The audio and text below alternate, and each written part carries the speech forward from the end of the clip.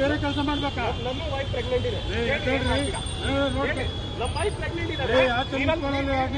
ನಮ್ಮ ಬೈಕಲ್ಲಿ signal stop ಮಾಡಿದ್ರ ಗವರ್ನರ್ ಎಸ್ఏನಿಂದ ఆచరణ ಬಂದಿಲ್ಲ.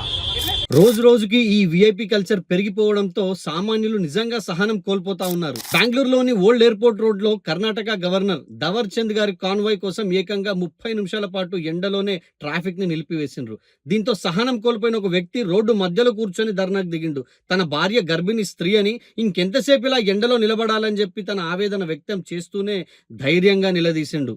సామాన్యుల సమయం విలువైంది కాదా అని పోలీసులతో వాగ్వివాదానికి దిగిండు. అండ్ ఈ వీడియో సోషల్ మీడియాలో జబర్దస్త్ వైరల్ అవుతా ఉంది. ముఖ్యమంత్రి అయినా గవర్నర్ అయినా తమ సెక్యూరిటీ రీజన్స్ ని దృష్టిలో పెట్టుకొని 5 నుండి 10 నిమిషాల వరకు మాత్రమే ట్రాఫిక్ ని హోల్డ్ చేయాలని చెప్పి మనకు కోర్టులు చెబుతా ఉన్నాయి.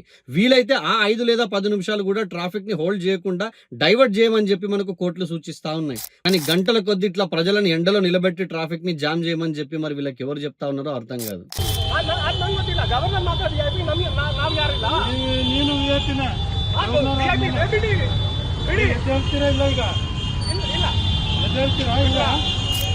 ఈ బాయ్సాబ్ లెక్క అందరూ తిరగబడితే గానీ బుద్ధొచ్చేటట్టు లేదు ఈ నాయకులకు.